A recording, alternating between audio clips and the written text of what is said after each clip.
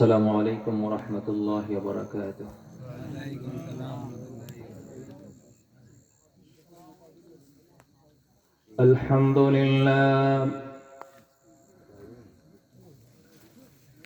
الحمد لله نحمده ونستعينه ونستغفره ونؤمن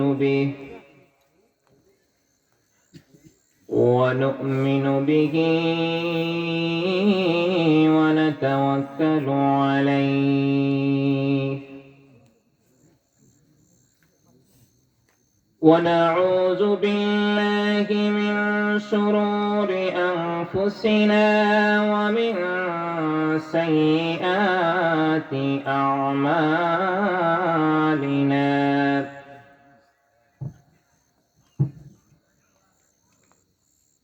من يهده الله فلا مضل له ومن يضلله فلا هادي له ونشهد أن لا إله إلا الله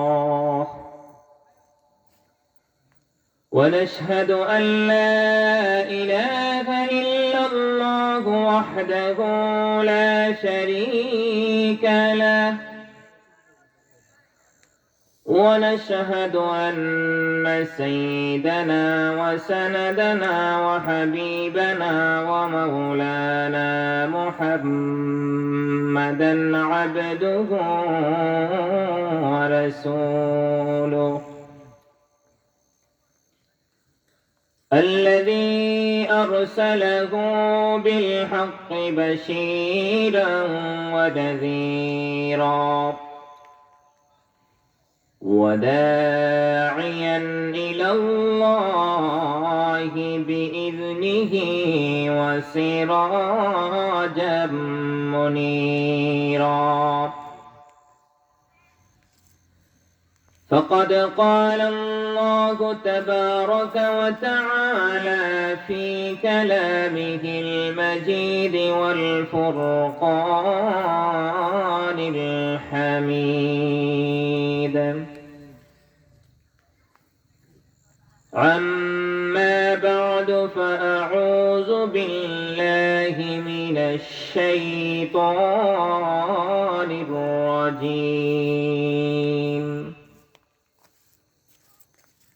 بسم الله الرحمن الرحيم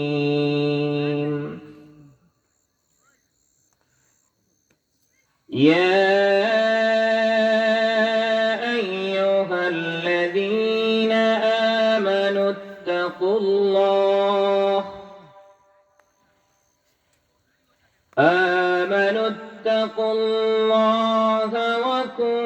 وكونوا مع الصادقين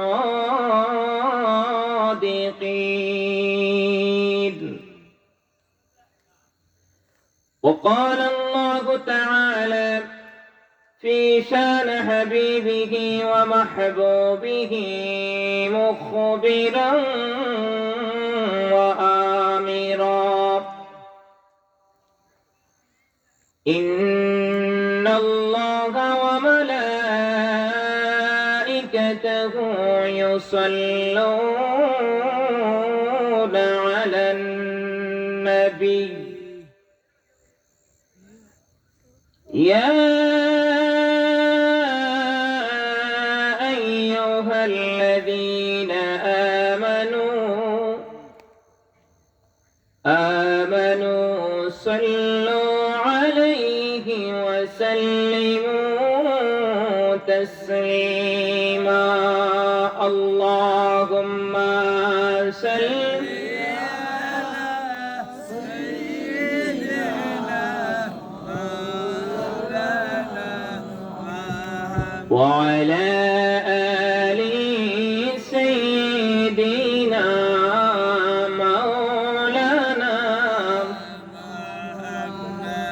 اللهم صل على مولانا محمد وعلى آل سيدنا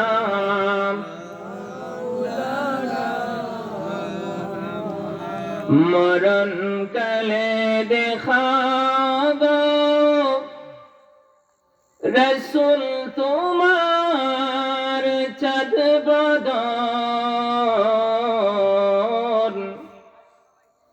সিনায় রেখো হাতে মোবারক খরো আমায় বয়ে হরণ আল্লাহুম্মা সাল্লি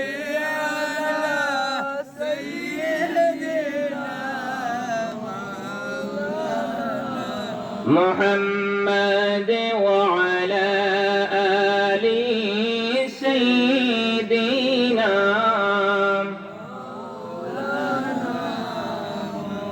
রোজ হাসরে সাথী করে নিয়া নবী তোমার সাথে পিলাইও আবে কাউসার দয়া করে নিজে হাতে আল্লাহুম্মা সাল্লি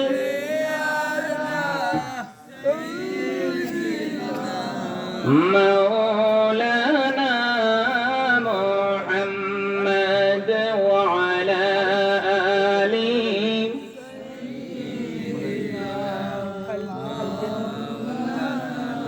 محمد لا إله إلا الله لا إله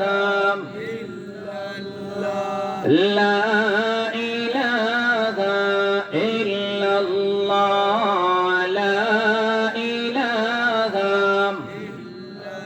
لا إله إلا الله لا إله আমরার মনের বেদনা বুঝাইলে মন বুঝে না আমরার মনের বেদনা বুঝাইলে মন বুঝে না শোনাইলে মন শোনে না শোনো শাহে মদিনা লা ইলাহা লা ইলাহা লা ইলাহা লা ইলাহা ইল্লাল্লাহ মুহাম্মাদুর রাসূলুল্লাহ সাল্লাল্লাহু আলাইহি ওয়াসাল্লাম। উদ্যোক্তার আয়োজিত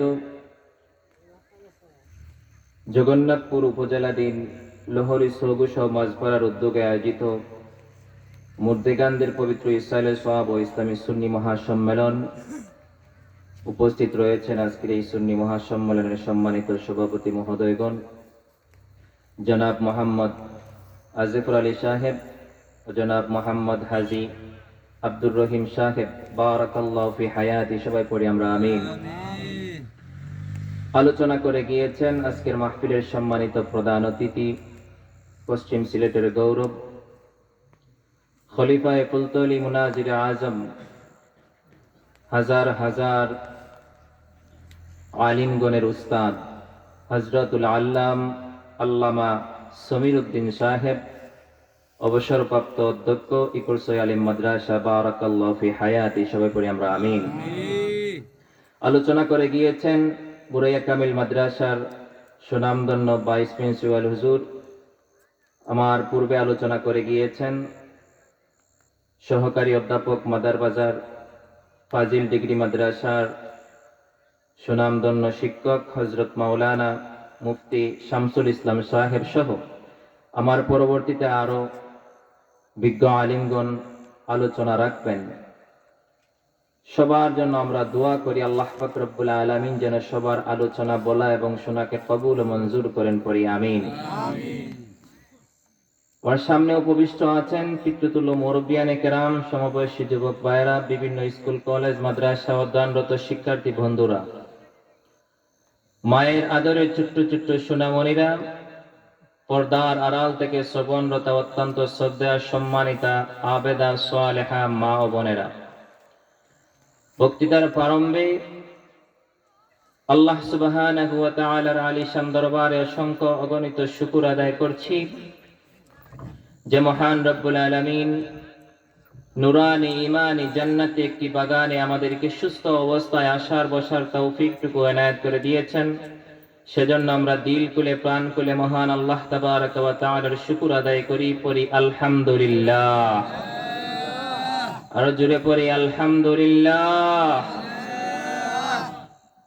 আল্লাহ পাক রব্বুল আলামিনের প্রশংসা আদায় করলে আল্লাহ পাক রব্বুল আলামিন বান্দার প্রতি খুশি হয়ে যান। সুবহানাল্লাহ। আল্লাহকে আমরার প্রতি খুশি করতে চাই কি চাই না? আল্লাহ আমাদের প্রতি খুশি হন, এটা আমরা চাই কি চাই না? আল্লাহ পাক রব্বুল আলামিন যখন বান্দা, আল্লাহ পাক রব্বুল আলামিনের বান্দা যখন আল্লাহ পাক রব্বুল আলামিনের শুকর আদায় করে, আল্লাহ পাক রব্বুল আলামিন বান্দার নিয়ামতকে আরো বেশ গুণে বাড়িয়ে দেন। সুবহানাল্লাহ। আল্লাহ পাক রব্বুল আলামিন আপনাকে আমাকে যে সকল নিয়ামত দিয়েছেন সেগুলা আমরা কখনো গণনা করে শেষ করতে পারবো? অসংখ্য অগণিত নিয়ামত দিয়েছেন, যার কোনো তুলনা হয়। যদি আমাদের শরীরের দিকে আমরা একটু তাকাই, তাহলে দেখতে পাই আমাদের শরীরের মাথার চুল থেকে নিয়ে পায়ের বিদ্যা আঙ্গুলের নখ পর্যন্ত আমাদের এই শরীরের মধ্যে আল্লাহ পাক রব্বুল আলামিন কত নিয়ামত দিয়েছেন। বাজারের মধ্যে আমরা গেলে দেখতে পাই কত মানুষের হাত নাই, কত মানুষের চোখ নাই, কত মানুষের কথা বলার মতো জবান নাই, ঠিক কিনা? কিন্তু আল্লাহ পাক রব্বুল আলামিন আপনাকে আমাকে সুন্দর একটি বডি দিয়ে, হাত দিয়ে, পা দিয়ে, দেখার মতো চক্ষু দিয়ে আল্লাহ পাক রব্বুল আলামিন এই জমিনের মধ্যে দিয়েন। সেই আল্লাহ পাক রব্বুল আলামিনের শুকর আদায় করার দরকার আছে না নাই?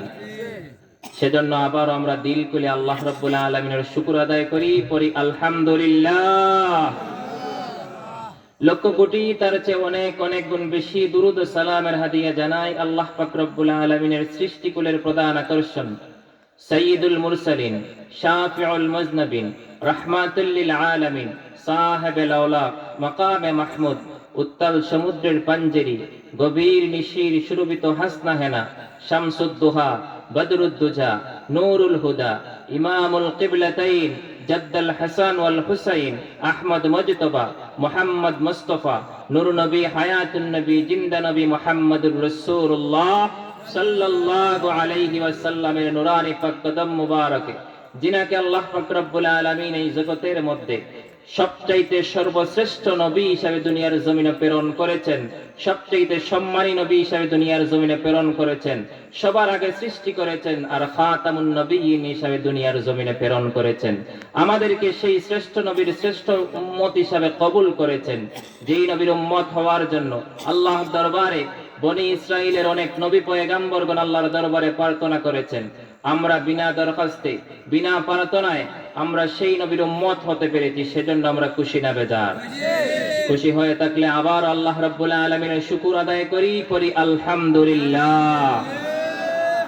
সম্মানিত হাজিরিন, আজকের এই জান্নাতি বাগান, এই বাগানের মধ্যে আল্লাহ পাক রব্বুল আলামিনের যে বান্দা আসবে, আল্লাহ পাক রব্বুল আলামিন তার নামায়ে আমলের মধ্যে অসংখ্য অগণিত সওয়াব দান করবেন, পাশাপাশি তার জীবনের আমল থেকে পিছনের জিন্দেগির গুনাহ মাফ করে দিবেন। সুবহানাল্লাহ। জায়গায় জায়গায় এইরকম জান্নাতের বাগান সাজানো হয় কি হয় না? মানুষের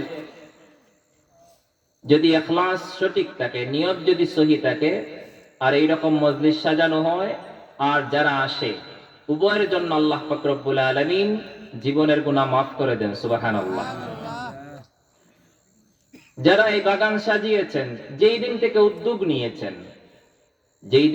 উদ্যোগ নিয়েছেন বাগানটা সাজাবেন, মাহফিলটা করবেন, সেই দিন থেকে আল্লাহ পাক রব্বুল আলামিন তাদের আমলনামার মধ্যে সওয়াব দিতে আছেন। সুবহানাল্লাহ। কারণ নেক কাজের যখন থেকে বান্দা নিয়ত করে তখন থেকে বান্দার আমলনামার মধ্যে সওয়াব লেখা হয়, সুবহানাল্লাহ। আর যারা এই মাহফিলে আসার জন্য যেই দিন থেকে নিয়ত করেছেন সেই দিন থেকে আল্লাহ পাক রব্বুল আলামিন তাদের আমলনামার মধ্যেও সওয়াব দিতে আছেন, সুবহানাল্লাহ। কি পরিমাণ সওয়াব হয়! সম্মানিত হাজিরিন, আল্লাহ পাক রব্বুল আলামিনের কোন বান্দা দুনিয়ার কোন জান্নাতে আসতে হলে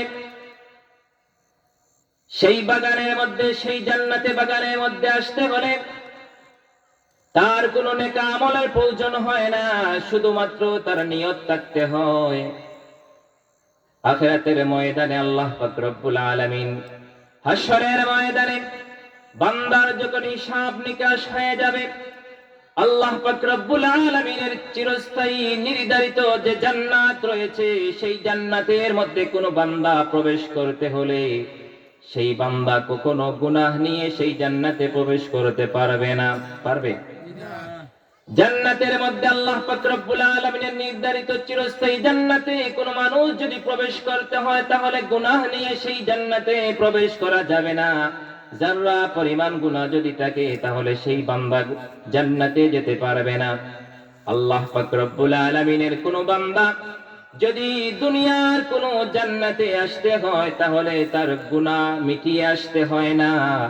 গুনাহ নিয়ে বান্দা দুনিয়ার জান্নাতে প্রবেশ করে আর গুনাহ মিটিয়ে জান্নাত থেকে বান্দা বাড়িতে যায়, সুবহানাল্লাহ।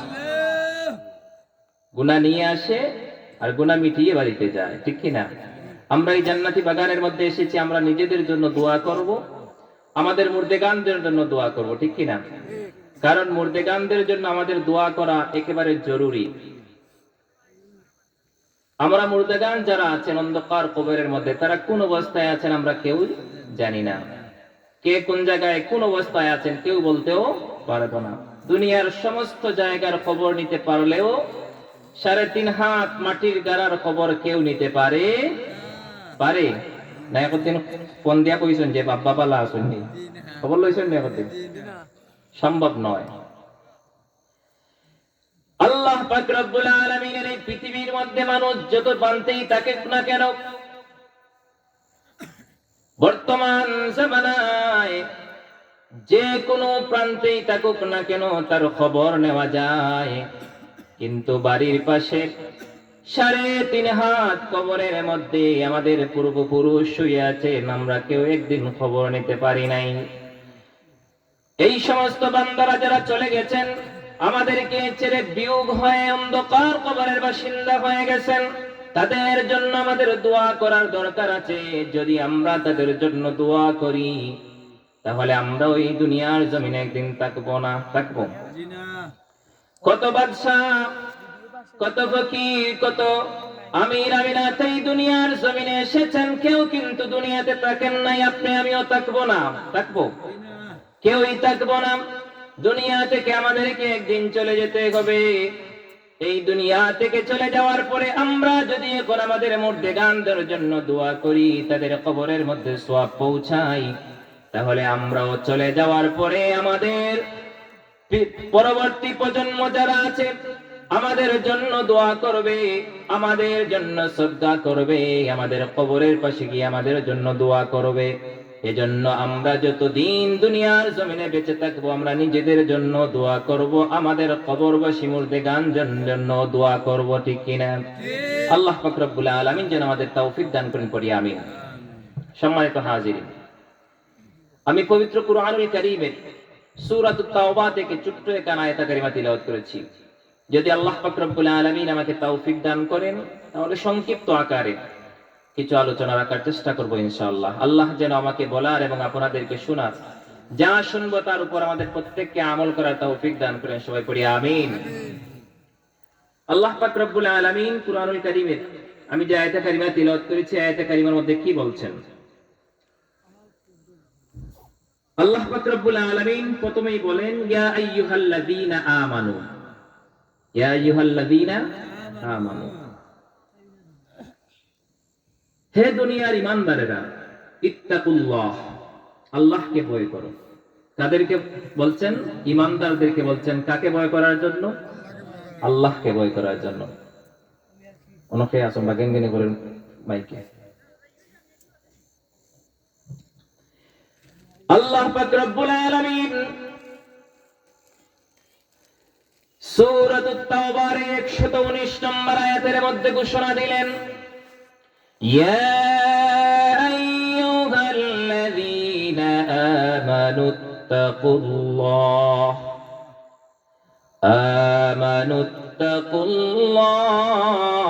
ওয়া কুনু মা'আস সাদিকিন।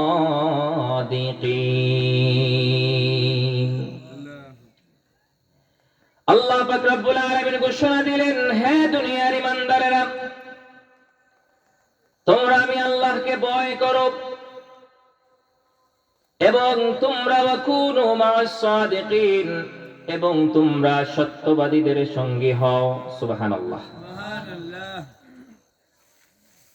প্রশ্ন আসে, মানুষ যখন ইমানদার হয়ে যায় তখন একজন মানুষ খাঁটি আল্লাহওয়ালা হয়ে যায়, ঠিক কি না? একজন মানুষ যখন ইমানদার, সেই ইমানদার বান্দা তখন আল্লাহকে ভয় করে।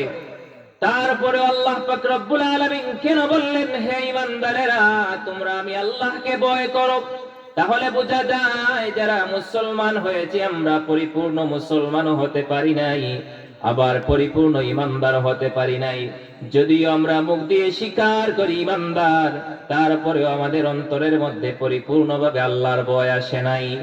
পরিপূর্ণভাবে আল্লাহর ভয় আসে নাই। আল্লাহর ভয় কি জিনিস? তাকওয়া কি জিনিস?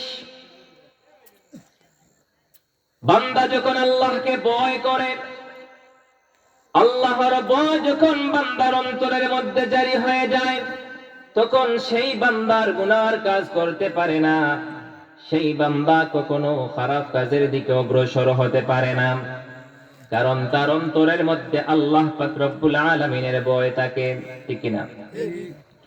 আল্লাহর ভয় যাদের অন্তরের মধ্যে নাই, সেই বান্দা কখনো ভালো কাজের দিকে গেলেও, সে যদি বলেও যে আমি আল্লাহকে ভয় করি, তারপরেও দেখা যায় খারাপ কাজের মধ্যে লিপ্ত হয়, কারণ তার অন্তরে আল্লাহর ভয় নাই।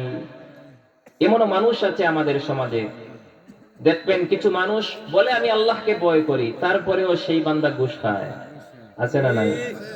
এমনও মানুষ আছে আমাদের সমাজে, আল্লাহকে ভয় করি বলে, মুখ দিয়ে বলে আল্লাহকে ভয় করি, তারপরেও নামাজ ত্যাগ করে, ঠিক কি না? এমনও মানুষ আছে আমাদের সমাজে যারা বলে আমি আল্লাহকে ভয় করি, বরংস আল্লাহকে ভয় করে না। সেই বান্দা নামাজ যদি সঠিকভাবে পড়তো তাহলে বোঝা যাইতো আল্লাহকে ভয় করে। যে বান্দা নামাজ ত্যাগ করে আর বলে আল্লাহকে ভয় করে, আসলে সেই বান্দা কখনো ইমানদার নয়, সেই বান্দা একজন মৃত্যুক। কথা বলেন ঠিক কিনা? যদি আল্লাহকে ভয় করতো, অন্তরে বলে আল্লাহকে ভয় করি, কিন্তু দেখা যায় ঘুষ খায়, সুদ খায়, জিনার কাজের মধ্যে লিপ্ত হয়, বড় বড় গুনাহ করে, আসলে মুখ দিয়ে যতই বলুক আমি আল্লাহকে ভয় করি, সে কিন্তু আল্লাহকে ভয় করে না, সে একজন মৃত্যুক। সম্মানিত হাজিরিন, যারা মুখ দিয়ে বলবে আল্লাহকে ভয় করি আর এই কথাটা অন্তরের মধ্যে জায়গা দিবে, সেই বান্দা কখনো গুনার কাজের মধ্যে যাবে না, সেই বান্দা কখনো খারাপ কাজের দিকে অগ্রসর হবে না, সেই বান্দা কখনো অশ্লীল ফাহিশা কথাবার্তা বলবে না, সেই বান্দা কখনো মদ পান করবে না, নামাজ ত্যাগ করবে না, রোজা ত্যাগ করবে না, যাকাত ছাড়বে না, যাকাত দিবে। এইরকম যারা আল্লাহকে ভয় করে, মন দিয়ে বলে এবং অন্তর দিয়ে স্বীকার করে, মুখ দিয়ে বলে, এই সমস্ত বান্দারা আল্লাহ পাক রব্বুল আলামিনের তাকওয়াবান বান্দা। আর তার কথা এবং কাজে যাদের মিল পাওয়া যায়, তাদেরকেই আল্লাহ পাক রব্বুল আলামিন ঘোষণা দিয়েছেন একজন মুত্তাকি বান্দা। সুবহানাল্লাহ। তাকে কি ঘোষণা দিয়েছেন? মুত্তাকি বান্দা। আল্লাহ পাক রব্বুল আলামিন কুরআনুল কারীমের সূরাতুল বাকারার প্রথম অংশের মধ্যে বলেন, হুদাল লিল মুত্তাকিনাল্লাযীনা ইউমিনুনা বিল গায়ব بالغيب ويقيمون الصلاة ومما رزقناهم ينفقون আল্লাহ পাক রব্বুল আলামিন এখানে মুত্তাকিদের পরিচয় দিয়েছেন। কারা মুত্তাকি? আল্লাযীনা ইউমিনুনা, যারা ঈমানদার, মুমিন যারা। আল্লাযীনা ইউমিনুনা বিল গায়ব, যারা অদৃশ্যের প্রতি বিশ্বাস রাখে, অদৃশ্যের প্রতি বিশ্বাস রাখে। ওয়া ইউকিমুনাস সালাত, এবং যারা নামাজ কায়েম করে। الذين يؤمنون بالغيب ويقيمون الصلاة ومما رزقناهم ينفقون, এই সমস্ত কাজ কর্মগুলো যারা করে আল্লাহ পাক রব্বুল আলামিন তাদেরকে মুত্তাকি বলেছেন। আল্লাহ পাক রব্বুল আলামিন কুরআনুল কারীমের অন্য আয়াতের মধ্যে বলেন, যারা তাকওয়া অবলম্বন করে আল্লাহ পাক রব্বুল আলামিন ঘোষণা করেন وَيَتَّقِهِ فَأُولَئِكَ هُمُ الْفَائِزُونَ। আল্লাহ পাক রব্বুল আলামিন এই সূরাতুন নূরের এই আয়াতের মধ্যে বলেন وَيَتَّقِهِ فَأُولَئِكَ هُمُ الْفَائِزُونَ, যারা আল্লাহকে ভয় করে, তার অন্তরের মধ্যে আল্লাহর ভয় থাকে, তারা সফল কাম হয়ে গিয়েছে। সুবহানাল্লাহ।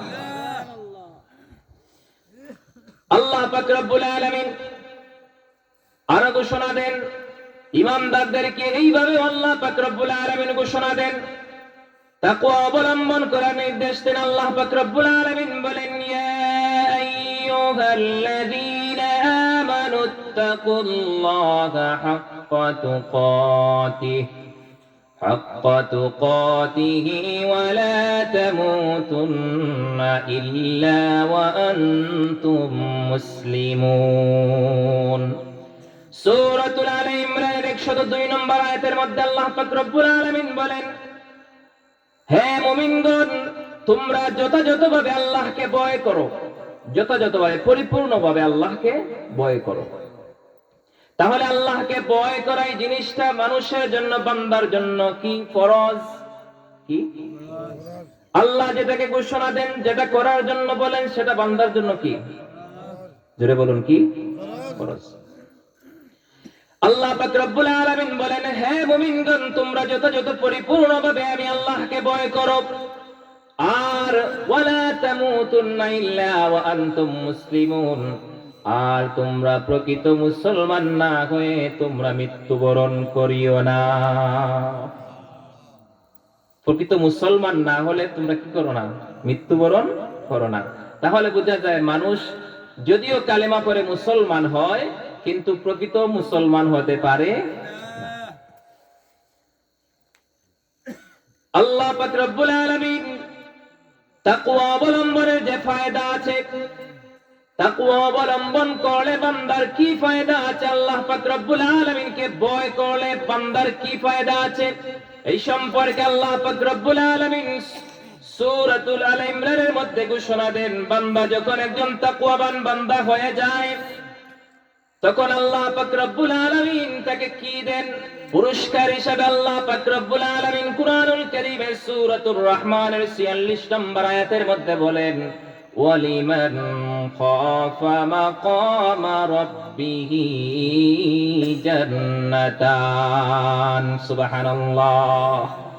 আল্লাহ পাক রব্বুল আলামিন বলেন, যে ব্যক্তি আল্লাহর সামনে দণ্ডায়মান হবে এই কথা বিশ্বাস করে, আর এই কথা বিশ্বাস করে যারা আল্লাহকে ভয় করে, আল্লাহ পাক রব্বুল আলামিন তাকে কিয়ামতের ময়দানে 2টি জান্নাত দান করে দিবে। কয়টি জান্নাত? 2টি জান্নাত। তাহলে আল্লাহ পাক রব্বুল আলামিনের তাকওয়া আমাদের অন্তরে জায়গা দেওয়ার দরকার আছে না নাই? তাকওয়া যদি অবলম্বন না করতে পারেন, তাহলে যতই নামাজ পড়েন, রোজা রাখেন, তাসবিহ তাহলিল যাই করেন না কেন, যদি আল্লাহর ভয় আপনার অন্তরে না থাকে, তাহলে সেটা লোক দেখানোর উদ্দেশ্যে করে কোনো ফায়দা পাওয়া যাবে? জুড়ে বলেন, পাওয়া যাবে?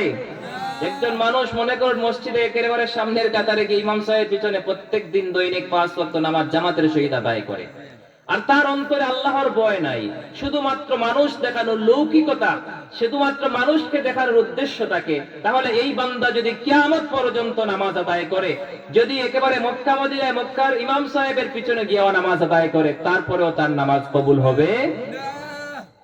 তাকওয়া হতে হবে ওই রকম ভাবে, যেমনি ভাবে আল্লাহ পাক রব্বুল আলামিনের কোন বান্দা যখন রোজাদার বান্দা যখন রোজা রাখে, রোজা রাখার পরে যখন মনে করে একজন মানুষ যে ঘরের মধ্যে দরজা বন্ধ করে কোনো কিছু খেতে পারবে, পারবে কি পারবে না? একজন মানুষ দরজা বন্ধ করে গোপনে কোনো কিছু খেতে পারবে, পান করতে পারে, সবকিছু তার দ্বারা সম্ভব করতে পারবে, কিন্তু একমাত্র আল্লাহকে রাজি এবং খুশি করার উদ্দেশ্যে আল্লাহর ভয়ে সেই বান্দা কিছু পান করে না, সেই বান্দা কিছু খায় না। এটা হচ্ছে আল্লাহ পাক রব্বুল আলামিনের একজন তাকওয়াবান বান্দার উদাহরণ। বান্দা যখন তাকওয়াবান হয়ে যায়, যখন আল্লাহওয়ালা হয়ে যায়, তখন আল্লাহর ভয়ে বান্দা গোপনে কিছু খায় না, গোপনে কিছু পান করে না, একমাত্র আল্লাহ এবং আল্লাহ পাক রব্বুল আলামিনকে রাজি ও খুশি করার উদ্দেশ্যে বান্দা রোজা পালন করে। সম্মানিত হাজিরিন, এজন্য তাকওয়াবান বান্দা হতে হবে। তাকওয়াবান বান্দা হতে হলে আমাদেরকে প্রথমেই শর্ত হলো আমাদের গুনাহের কাজ ছেড়ে দিতে হবে। প্রথম নম্বর কাজ কি? গুনাহের কাজ ছেড়ে দিতে হবে। যদি গুনাহের কাজ ছেড়ে দিতে পারি, তাহলে আমরা কি হতে পারবো? প্রকৃত আল্লাহওয়ালা বান্দা হতে পারবো। আল্লাহ রাসূলের কাছে একজন বান্দা এসে জিজ্ঞাসা করলেন, ইয়া রাসূলুল্লাহ, আল্লাহ পাক রব্বুল আলামিনের কাছে সবচেয়ে পছন্দনীয় বান্দা কে? অন্য একজন সাহাবী জিজ্ঞাসা করলেন, ইয়া রাসূলুল্লাহ, ওই একজন মহিলা আছে আমাদের পাড়াতে মহল্লায়, ওই মহিলা দৈনিক 5 ওয়াক্ত নামাজ আদায় করে, আরো অন্যান্য ইবাদত, নফল ইবাদত বন্দেগী যা কিছু আছে সব কিছু করে, কিন্তু ওই বান্দি কিন্তু তার প্রতিবেশীর হক আদায় করে না, তার কাছ থেকে তার প্রতিবেশী নিরাপদ নয়। ওই বান্দি সম্পর্কে আমরা জানতে চাই। আল্লাহ রাসূল সাথে সাথে বললেন, ওই মহিলা হচ্ছে একজন দুজকি নারী। বলুন নাউযুবিল্লাহ। নামাজ পড়ে, কি বলেছেন? নামাজ পড়ে, তাসবিহ তাহলিল করে, বেশি বেশি করে নেক আমলও করে, নফল ইবাদত বন্দি করে, কিন্তু তার মহিলার কাছ থেকে তার প্রতিবেশী নিরাপদ নয়। প্রতিবেশী কি নয়? নিরাপদ নয়। সাথে সাথে ঘোষণা দিলেন, ওই মহিলা কি নয়? জান্নাতি নয়, জাহান্নামী। ওই এক ব্যক্তি আবার জিজ্ঞাসা করলেন যে অন্য একজন মহিলা 5 ওয়াক্ত নামাজ আদায় করে ঠিক,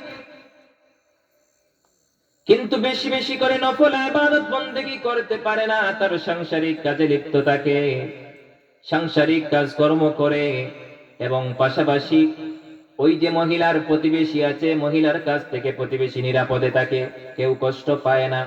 আল্লাহ রাসূল সাল্লাল্লাহু আলাইহি ওয়াসাল্লাম ঘোষণা দিলেন, হিয়া ফিল জান্নাহ, ওই নারীটা নিঃসন্দেহে জান্নাতি।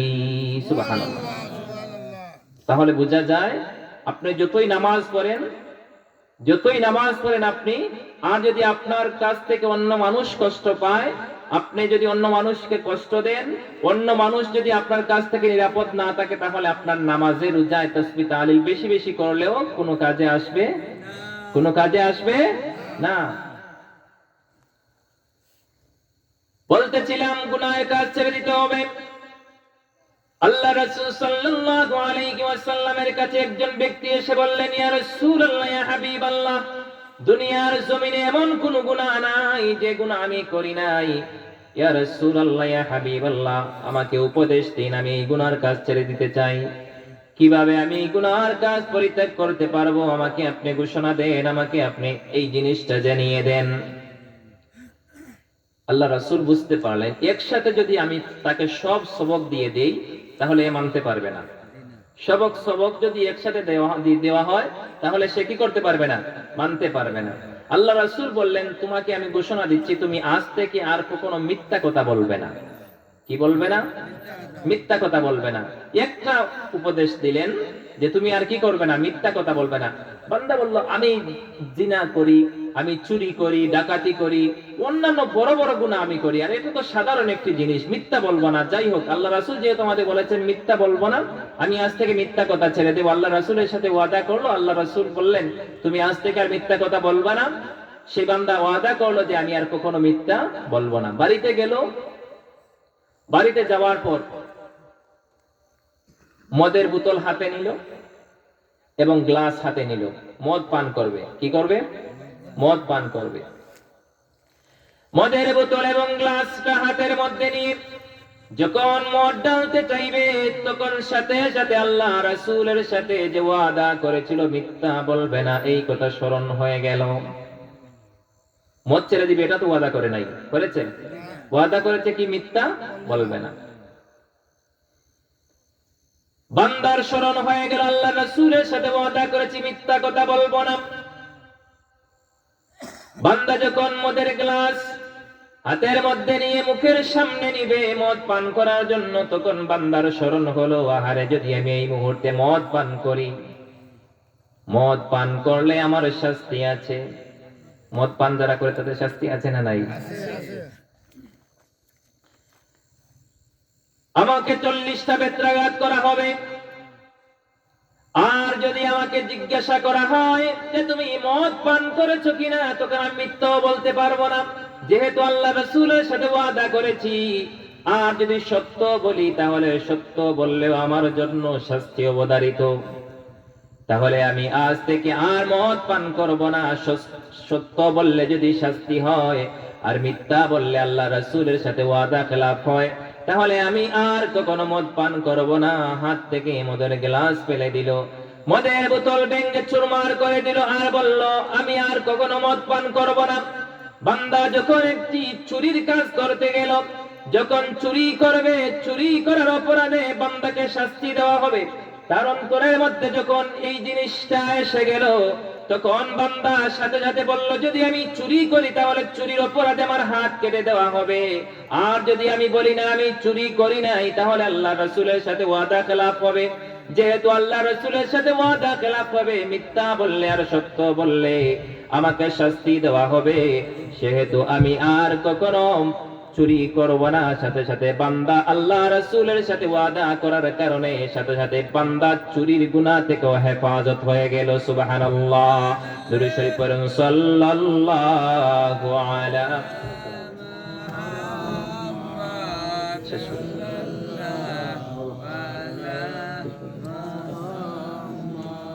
সাল্লাল্লাহু আলা মুহাম্মাদ